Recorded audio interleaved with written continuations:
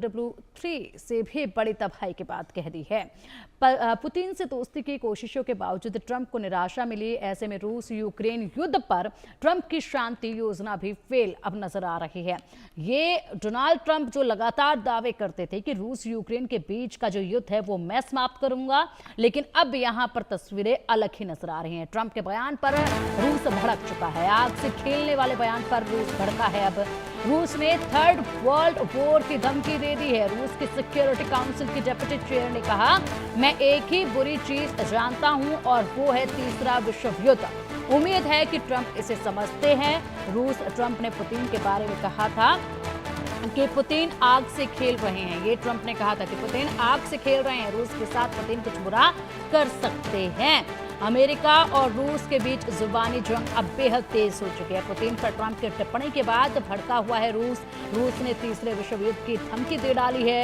रूसी राष्ट्रपति पुतिन आग से खेल रहा है और ये ट्रंप कह रहा है, मैं नहीं होता तो रूस में बहुत बुरी चीजें होती। डोनाल्ड ट्रंप ये कह रहा है। डोनाल्ड ट्रंप जिसने न जाने क्यों पूरी दुनिया का ठेका ले लिया है मध्यस्थता कराने का। पहले यहां पर जिस तरीके से भारत पाकिस्तान के बीच में मध्यस्थता को लेकर पूरा क्रेडिट लेने की कोशिश की, उसके बाद अब यहां पर चुनाव के वक्त ही बड़े ऐलान जो है वो किए जा रहे थे ट्रंप की तरफ से कि रूस यूक्रेन का वॉर जो है वो मैं खत्म कराऊंगा, दोनों के बीच में समझौता कराऊंगा, शांति की स्थिति में उन दोनों को लेकर आऊंगा। लेकिन जब ये बात नहीं बन पाई तो अब धमकियों का सिलसिला शुरू हो चुका है।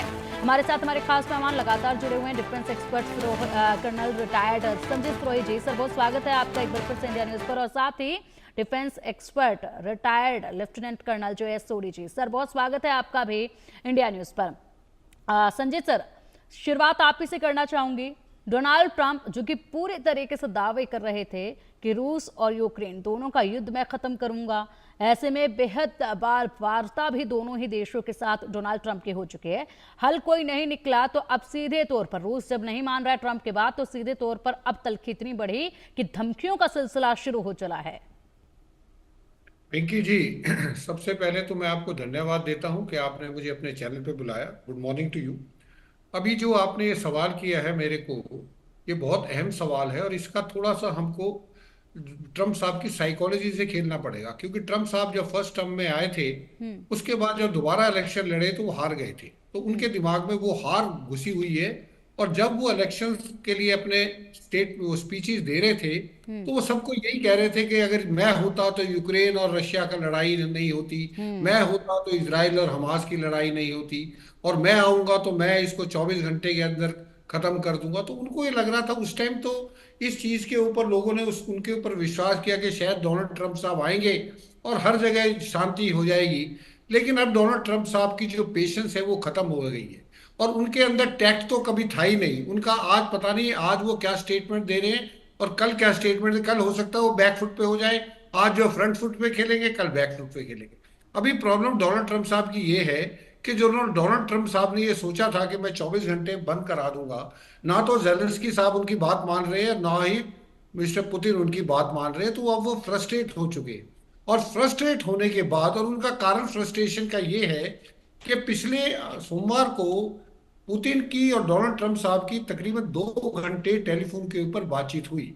बातचीत होने के बाद रशिया ने जो है 900 ड्रोन्स के साथ यूक्रेन के ऊपर हमला कर दिया। उससे जो है डोनाल्ड ट्रंप साहब नाराज हो गए। तो उन्होंने फिर ये जो है और उसके बाद उसके जवाब में यूक्रेन ने जो है फिर यूक्रेन ने भी ड्रोन्स का अटैक किया, जो कि मॉस्को तक जो है जिसका असर हुआ है।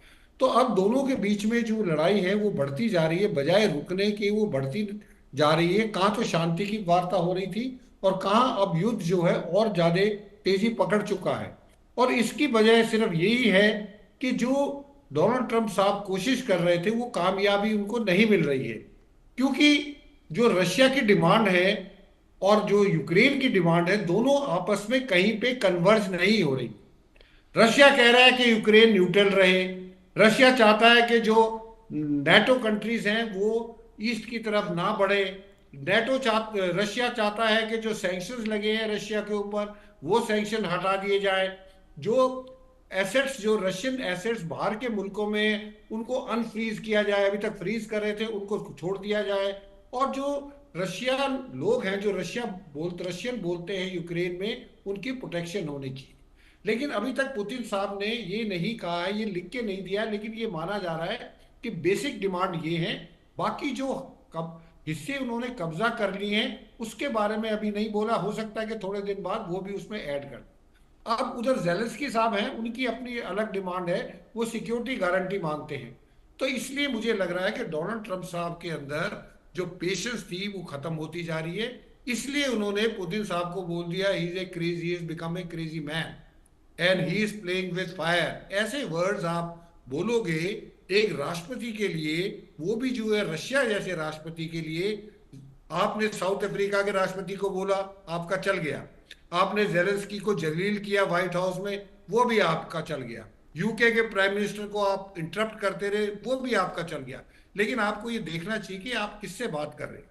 तो इसलिए जो उनके फॉर्मर प्रेसिडेंट थे दिमित्री मेदवेदेव, उनका जो स्टेटमेंट आई है वो बिल्कुल सही है कि डोनाल्ड ट्रंप साहब को समझना चाहिए कि ये जो बोल रहे हैं भाषा, ये ठीक नहीं है, और ऐसी भाषा जो है वर्ल्ड वॉर 3 की तरफ ले जा सकती है। पिंकी जी। बिल्कुल। और ये जो भाषा है, ये जो देखी जा रही है, ऐसे में दोनों ही बेहद मजबूत हैं। रूस की अगर बात करें तो रूस वो कंट्री नहीं है जो इस तरह से डोनाल्ड ट्रंप की धमकियां सुनकर शांत बैठ जाएंगे, पीछे हटने वालों में से है। जेएस सोडी सर, ये जो धमकियों का सिलसिला शुरू हुआ है, डोनाल्ड ट्रंप की कोशिशें जो नाकाम हुई उसको लेकर आग बबूला डोनाल्ड ट्रंप। ऐसे में यहाँ पर अब रूस जो है अपनी रणनीति बना रहा है। क्या कुछ तस्वीरें आपको आने वाले वक्त में दोनों कंट्रीज के रिलेशंस को लेकर नजर आ रही है? जय हिंद पिंकी जी। ये मेरा सौभाग्य कि मैं आपके न्यूज चैनल पर हूं और विख्यात को पैनलिस्ट के साथ हूं। डोनाल्ड ट्रंप ने चुनावी रैलियों में कुछ भी कहा हो कि वो सत्ता में आने के 24 घंटे के अंदर रूस यूक्रेन युद्ध खत्म करा देंगे, ये सब चुनावी बातें थी। करनी और कथनी में बहुत फर्क होता है, खास करके जब दूसरा इंसान या दूसरा देश उस कथनी में इन्वॉल्व हो। जहां तक रूस की बात है, रूस के 2 बड़े सैनिक लक्ष्य थे। पहला था डोनबास इलाके पे पूरा कब्जा करना, ताकि वो क्रीमिया तक पूरा लैंड कॉरिडोर पे वो कब्जा कर सके, जो कि उसने सितंबर 2022 में पूरा कर लिया। उसके बाद जो सैनिक लक्ष्य था रूस के सामने, वो था अपने कुर्स्क इलाके को यूक्रेन की सेना से खाली कराना, क्योंकि रूस के कुर्स्क इलाके के 1200 वर्ग किलोमीटर पे यूक्रेन की सेना ने कब्जा कर लिया था। वो भी पिछले हफ्ते रूस ने कुर्स्क को पूरा खाली करा दिया यूक्रेन की सेना से। अब रूस युद्ध विराम करेगा, क्योंकि रूस भी जानता है ज्यादा देर तक वो लड़ नहीं सकता है, लेकिन वो जून के महीने के बाद करेगा, क्योंकि जून के महीने में रूस अपना आखिरी बड़ा ऑफेंसिव लॉन्च करेगा, क्योंकि तब तक पूरी गर्मियां आ गई होंगी ईस्टर्न यूरोप में, और बिल्कुल वो जो जगह होगी वो एक आर्मर्ड या मैकेनाइज्ड ऑफेंसिव के लिए बिल्कुल सही होगी। तो अब डोनाल्ड ट्रंप ने कुछ भी कहा हो, रूस ने कुछ भी कहा हो, ये सऊदी अरेबिया मिले, ये तुर्की मिले, ये सारे डिलेइंग टैक्टिक्स थी रूस की तरफ से, जो कि अमेरिका जैसा महाशक्ति नहीं समझ पाया। जब अमेरिका के बड़े बड़े विद्वान लोग नहीं समझ पाए, तो डोनाल्ड ट्रंप साहब तो समझना बहुत दूर है, क्योंकि वो है तो बेसिकली व्यापारी, उनको जियोपॉलिटिक्स के बारे में तो खास पता है नहीं। तो डेफिनेटली रूस ने बहुत बड़ी चाल खेली। 4-5 महीने पूरी दुनिया को ऐसे दिखाया कि वो युद्ध विराम के लिए बिल्कुल तैयार है। अमेरिका भी खुश होता रहा, डोनाल्ड ट्रंप भी खुश होते रहे, लेकिन हकीकत ये थी कि रूस ने युद्ध विराम करना है सिर्फ इस साल जून के बाद। बिल्कुल, युद्ध विराम जो है वो करना है, लेकिन फिलहाल स्थिति ऐसी नजर आ नहीं रही है। ऐसे में दोनों के रिलेशंस पर बहुत ज्यादा इफेक्ट जो है वो पड़ने वाला है। देखा जाए संजीत सर, किस तरीके से प्रभाव जो है अब दोनों के कनेक्शन पर देखा जाएगा। इस युद्ध से हटकर अगर दूसरे प्रभाव की हम बात करें तो कैसे नजर आने वाले हैं? क्योंकि अब डोनाल्ड ट्रंप जब दूसरी बार सत्ता में आए, सबसे पहले तो यहाँ पर एक के बाद एक अपनी विदेश नीतियों को लेकर जिस तरीके से उन्होंने कदम उठाए हैं, टैरिफ को लेकर बात की जाए या फिर स्टूडेंट्स वीजा को लेकर बात की जाए, तमाम जो चीजें हैं इनमें बड़े बदलाव पहले ही वो करते आए हैं। अब रूस के साथ जो तलखी बढ़ी है तो बड़े कदम तो जरूर यहाँ से उठाए जाएंगे, क्योंकि दबाव बनाने की जो कोशिशें डोनाल्ड ट्रंप की हमेशा रही हैं वो सभी के ऊपर लागू वो करते आए हैं, देखा भी गया है हमेशा। जी, इसमें कोई दो राय नहीं है। जब से डोनाल्ड ट्रंप साहब आए हैं, मेरा ख्याल जितनी दुनिया में खलबली या उथल पुथल डोनाल्ड ट्रंप के आने से हुआ है, मेरे को नहीं लगता है कि अमेरिका के किसी प्रेसिडेंट के आने से पूरे ग्लोब में, पूरी दुनिया में इतना ज्यादा असर पड़ा हो। कहीं पे टैरिफ वॉर चल रहा है, कहीं पे वो जो है इजराइल हमास की लड़ाई बंद नहीं हो रही, उधर यूक्रेन और रशिया की लड़ाई बंद नहीं हो रही, उधर भारत और पाकिस्तान का जो 4 दिन का ये जो युद्ध हुआ था उसमें वो क्रेडिट ले रहे हैं। भारत बार बार कह रहा है कि इसमें डोनाल्ड ट्रंप साहब का कोई रोल नहीं था। तो डोनाल्ड ट्रंप को मैं बता रहा हूँ, डोनाल्ड ट्रंप जैसे मोदी साहब ने भी कहा, मैं बता रहा हूँ डोनाल्ड ट्रंप साहब जो है गैलरी के लिए खेलते हैं, उनको तालियां चाहिए हर जगह। वो व्यापारी के साथ साथ ही शोमैन, उनको ये लगना चाहिए कि जो वो बोले जो वो करें चारों तरफ जो है उनकी ताली वाह वाह वाह वाह हो जाए। अभी बदकिस्मती से उनकी कहीं पे भी वाह वाह नहीं हो रही है। वो अपनी तरफ से कोशिश कर रहे हैं लेकिन वो वाह वाह नहीं करा पा रहे, इसलिए वो फ्रस्ट्रेट हो रहे हैं। अभी जो है डोनाल्ड ट्रंप साहब के पास रशिया के इस यूक्रेन और रशिया के लिए सिर्फ 3 ही उनके पास ऑप्शंस बचे हैं। सबसे पहला ऑप्शन तो ये है कि वो रशिया के ऊपर और सैंक्शंस लगाए, खास तौर पर गैस के ऊपर, ऑयल के ऊपर और बैंकिंग सेक्टर। 3 एक सेक्टर ऐसे हैं जिनके ऊपर वो कुछ सैंक्शंस और लगा के शायद कुछ प्रेशर रशिया के ऊपर डाल सके। लेकिन मेरे को भी उसमें क्वेश्चन मार्क है, क्योंकि 7,000 सैंक्शंस रशिया के ऊपर ऑलरेडी लगे हैं और उन 7,000 से लगने के बावजूद भी रशिया की इकोनॉमी पे कोई खास फर्क नहीं पड़ा है। तो मुझे लगता है उनका सैंक्शन का वार भी नहीं चलेगा। दूसरा उनके ऊपर ऑप्शन है कि वो जेलेंस्की के ऊपर जो प्रेशर डाले ताकि जेलेंस्की जो है झुक जाए और जो है इस पीस डील को मान ले। वैसे तो जेलेंस्की साहब से जो वो चाहते थे क्रिटिकल मिनरल्स की, उन्होंने डील करा ली। उनको पीस से भी इतना मतलब नहीं है, उनको क्रिटिकल डील करानी थी, मिनरल डील, वो उन्होंने करा ली। तीसरा ऑप्शन जो डोनाल्ड ट्रंप साहब का बचा है वो बचा है कि वो जो है इसको जैसे चल रहा है वैसे चलने दे, और इसमें जो है रशिया को फायदा रहेगा। क्योंकि रशिया, जैसे सोडी साहब ने बताया है, रशिया लड़ाई तब बंद करेगा जब रशिया चाहेगा।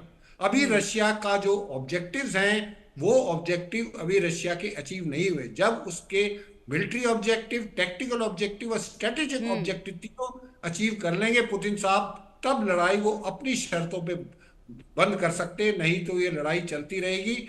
मुझे लगता है डोनाल्ड ट्रंप साहब थोड़े दिन में खुद ही दुखी होके इससे डील करने से अलग हो जाएंगे।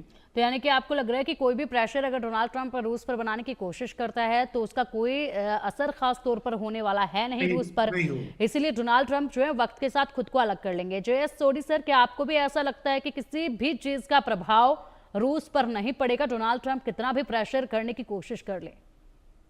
पिंकी जी, बिल्कुल मैं कल सिरोही सर के साथ बिल्कुल एग्री करता हूं। देखिए, रूस के ऊपर कोई प्रेशर काम नहीं करेगा, क्योंकि राष्ट्रपति पुतिन ने अपने देश के नागरिकों को बताना है कि युद्ध शुरू मैंने किया, खत्म मैं ही करूंगा, और ना इसमें अमेरिका ना किसी दूसरे तीसरे देश का इसमें हाथ है। तो इस बात से तो राष्ट्रपति पुतिन बिल्कुल क्लियर है कि पूरा क्रेडिट युद्ध शुरू करने का या खत्म करने का मेरा ही होगा।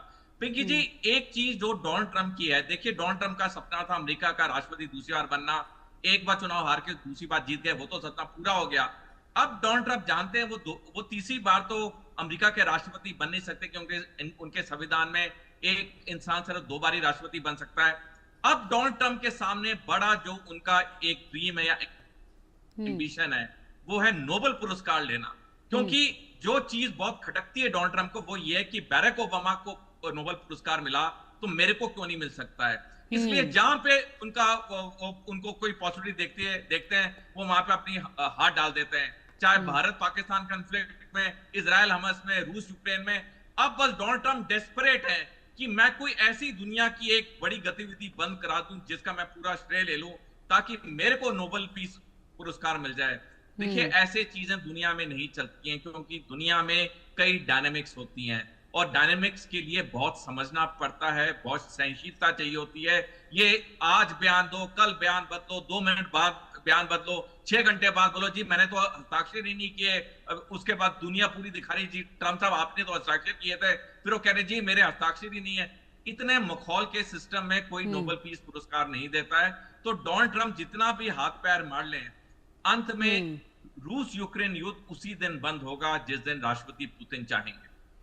बिल्कुल सोडी सर, आपने बिल्कुल सही कहा। और जिस तरीके से सत्ता में वापस आए हैं डोनाल्ड ट्रंप, ऐसे में लगातार सत्ता में वापस आने के बाद से पुतिन से मुलाकात करने की तमाम उन्होंने कोशिशें जो की हैं उनको लेकर भी खबरें बाजारों में बेहद तेजी से आगे बढ़ रही हैं कि यहाँ पर रूस ने बिल्कुल भी दिलचस्पी जो है डोनाल्ड ट्रंप की मुलाकातों को लेकर नहीं दिखाई। हमेशा हालातों का हवाला जो है वो देते रहे हैं पुतिन, और इसीलिए बार बार मिलने की भी गुजारिशें जो है वो नाकाम होती रही, क्योंकि पुतिन को भी मालूम था कहीं ना कहीं वो समझ चुके थे कि डोनाल्ड ट्रंप का जो इस वक्त मानसिक स्तर है वो काफी अलग पिछली बार के मुकाबले नजर आ रहा है।